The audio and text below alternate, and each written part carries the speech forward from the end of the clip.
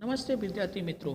आज हम कक्षा 9 विषय हिंदी और काव्य 13वीं नीति के दोहे इस काव्य को देखने वाले हैं। इस काव्य के जो कवि है रहीम जी, उनका जन्म लगभग 1553 में और निधन सन 1626 में हुआ था। रहीम जी का पूरा नाम अब्दुल रहीम खान था तथा उनके पिता का नाम अबेर मरवी बा था तथा अकबर के अभिभावक थे। रहीम अकबर के नवरत्नों में से एक थे। रहीम के कार्यकाल का और बुद्धिमत्ता से अकबर बहुत ही प्रसिद्ध हुए थे और इसीलिए उन्होंने रहीम को अपने दरबार का महामंत्री का सर्वोच्च पद प्रदान किया था। वैसे रहीम जी संस्कृत, अरबी, फारसी के विद्वान थे। दानी के रूप में बहु ही सुविख्यात थे। जीवन के व्यवहारिक अनुभव के उन्होंने अपने सत्सई में व्यक्त किया है। वैसे यहाँ पे इस काव्य में रहीम जी ने हमें कुछ पंक्ति दिए। उस पंक्ति में हम देखेंगे कि प्रथम दोहे में परहित की भावना और दूसरे दोहे में सभी संबंधों को रीत और सच्चा प्यार और तीसरे दोहे में उन्होंने हमें छोटी चीज का महत्व के बारे में बताया है। वैसे ही उन्होंने हमें चौथे दोहे में सही दीनबंधु की बात की गई है। वैसे ही उन्होंने हमें पांचवें दोहे में कड़वे वचन बोलने वालों को स्थिति का वर्णन है और छठे दोहे में उन्होंने उत्तम व्यक्ति की प्रवृत्ति और सातवें दोहे में बिगड़ी हुई बात को छोड़ देने की बात हमें यहाँ पर की है। उसी प्रकार आठवें दोहे में दोहरे का महत्व तथा अंतिम दोहे में किसी से मांगना नहीं चाहिए, इस बात का भी उन्होंने हमें उत्कृष्ट उदाहरण इस काव्य में दिया गया है। यानी रहीम जी ने हमें इस काव्य में, इस दोहे में हमें यही बताना चाहते हैं कि व्यक्ति के जीवन में होने वाली परेशानियों से वो कैसे मुकाबला कर सकता है, इस काव्य की पंक्ति में कवि ने हमें बताने का प्रयत्न किया है। विद्यार्थी मित्रों, अब हम कवि रहीम के बादशाह अकबर के नवरत्न में से एक थे जो हमने प्रस्तावनाओं में देखा ही, तथा उन्होंने नीति, व्यवहार और संबंधी के अनेक दोहे भी लिखे हैं। वैसे ही हम उनको जान सकते हैं कि उनके जो 9 दोहे हैं नीचे पंक्तियों में, उसमें दिए गए, इससे हमें परोपकार, सच्ची मित्रता, तुच्छ वस्तु का महत्व आदि के बारे में बताया गया है। रहीम जी हमें नीचे की पंक्ति में यही सब बताने का प्रयत्न करने वाले हैं, जो नीचे की पंक्ति हम अभी देखते हैं। तरुअर फल ताही खात है, सरवर पियति ना पान, कही रहीम प्रकाश हित, संपत्ति सूची सुजान। यानी रहीम जी हमें ये कह रहे कि पेड़ अपने फल नहीं खाते हैं और सरवर अपना पानी नहीं पीते।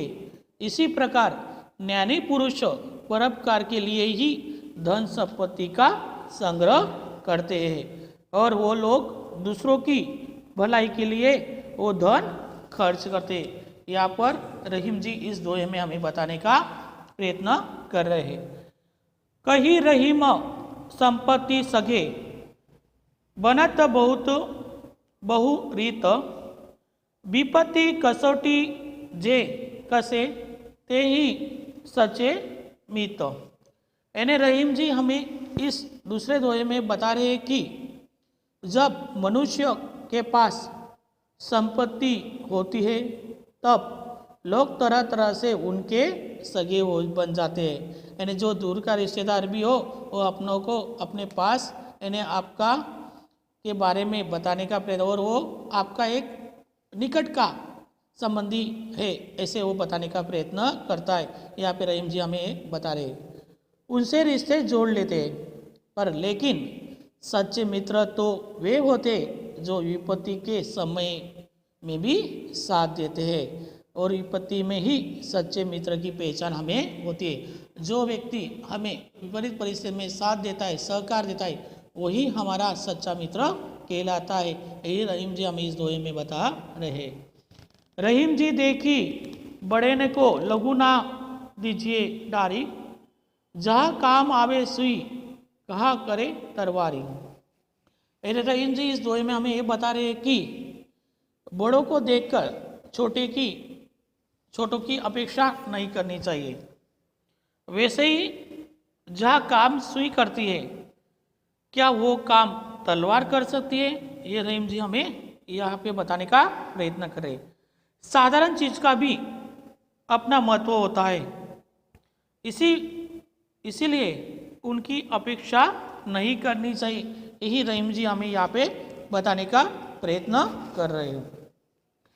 रहीम जी आगे हमें बता रहे कि दीन सबको लखत है, दीन ही लिखे कोय, जो रहीम दीन ही लखे, दीन बंधु सम होय। यानी रहीम जी हमें ये बताने का प्रयत्न कर रहे हैं कि असहाय और गरीब लोग सबको आशा आदि नज़रों से देखते हैं। यानी बेचारा गरीब आदमी कोई व्यक्ति को देखता है कि उसे वो कुछ देगा, तो उसे वो सब आशा उस पर लगाई होती है, और हम देख सकते हैं कि उनकी ओर कोई नहीं देखता है, उन पर कोई दया दृष्टि नहीं करता है। जो असहाय और गरीबी पर दया दृष्टि करता है, वही व्यक्ति अच्छा, हम उसे अच्छा कह सकते हैं। इसी प्रकार हम सचमुच भगवान के समान होता है, और वो दिनों पर दया करने वाला दीन बंधु ईश्वर के समान कहता है। क्योंकि जो व्यक्ति गरीब होता है, वो आशा की वजह से वही देखता है कि उस व्यक्ति में स्वयं भगवान को देखता है कि इसके द्वारा मुझे कुछ प्राप्त होगा। यही आशा से वो व्यक्ति उनके तरफ देखता है। मित्रों, हमें अभी पांचवा दोहे देखने वाले हैं। कीड़ा को मुंह में काटी के, मलियत नो न लगाए, रहीमन करुए मुखन को, चाहिए बड़ी सजाए। यानी रहीम जी हमें ये बताने का प्रयत्न करें कि कीड़ा को खाने से पहले उसका सिर, यानी ऊपरी जो भाग होता है, वो काट कर अलग कर देना चाहिए। क्योंकि हम देख सकते हैं कि फिर उनके वो कटे हुए भाग पर नमक मलना चाहिए। यानी रहीम जी कह रहे कि कड़वे मुंह वालों को यही सजा मिलनी चाहिए। उस अपराध को सही दंड है।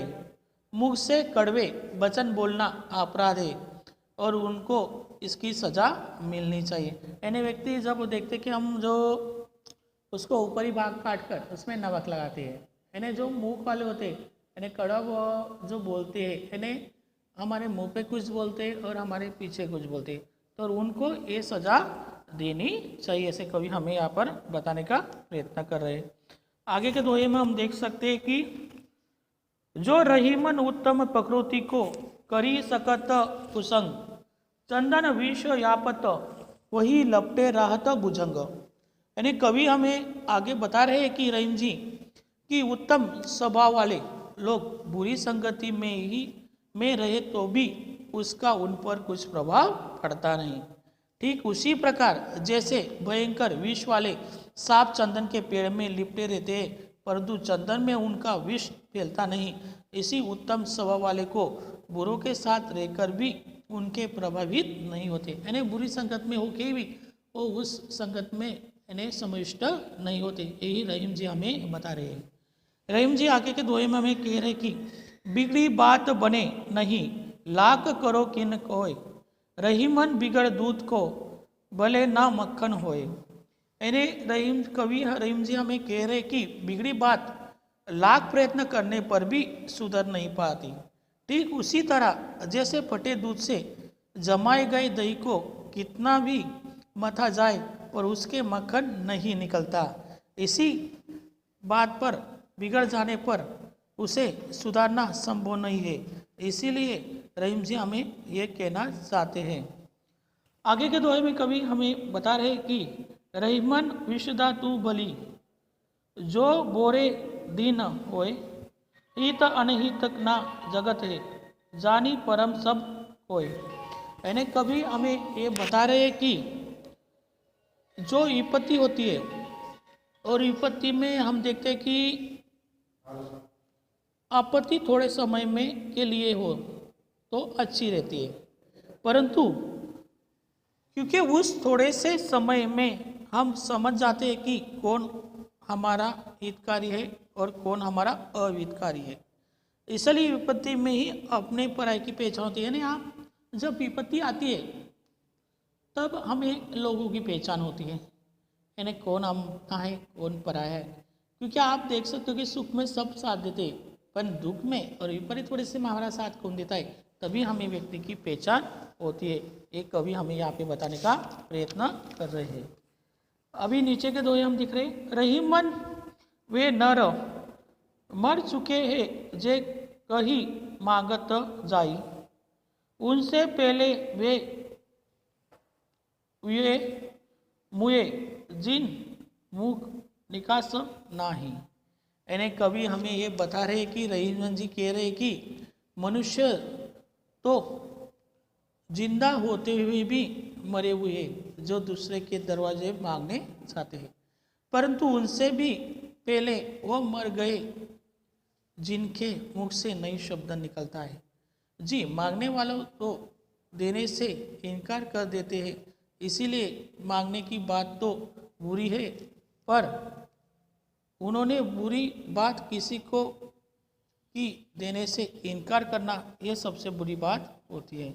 यहाँ पे कवि हमें यही बता रहे हैं। इसी प्रकार रहीम जी ने हमें इस काव्य में कि सज्जन परोपकार के लिए ही धन संग्रह करता है, ये आपने बताया। हम देख सकते हैं कि विपरीत में ही सच्चे मित्र की पहचान होती है। हमें इस दोहे कोहे में हमने ये सीखा, और तीसरे दोहे में हमने ये भी सीखा कि साधारण चीज़ का भी अपना महत्व होता है, इसीलिए उनकी अपेक्षा हमने नहीं की है। और चौथे दोहे में हमने ये सीखा कि दोनों पर दया करने वाला दीनबंधु ईश्वर के समान होता है। और पांचवें दोहे में हमने सीखा कि मुँह से कड़वे वचन बोलना अपराध है, इसकी सजा हमें मिलनी चाहिए, यहाँ पर हमें बताया रहीम जी ने। सातवें दोहे में हमने छठे दोहे में हमने ये सीखा कि उत्तम स्वभाव वाले बुरे के साथ रहकर भी उससे प्रभावित नहीं होते। और सातवें दोहे में हमने ये सीखा कि बात बिगड़ जाने पर उसे सुधारना संभव नहीं होता है। और आठवें दोहे में हमने सीखा कि विपत्ति में ही अपने पराई की पहचान होती है। और नौवें दोहे में हमने रहीम जी ने कहा कि मांगने की वृत्ति तो बुरी है, पर उससे बुरी बात किसी को देने से इनकार करना। इस नीति के दोहे में कवि रहीम जी ने हमें अच्छी तरह से इस दोहे के बारे में बताया, अच्छी पंक्ति में हमें इसने स्पष्टीकरण किया है। इसके द्वारा आपको नीचे दिया गया जो स्वाध्याय है उसे आपको अपनी नोटबुक में सुंदर अक्षर में लिखना है, और उस स्वाध्याय के और जो सवाल जवाब है उसे भी आपको अच्छी तरह याद करना है। धन्यवाद विद्यार्थी मित्रों।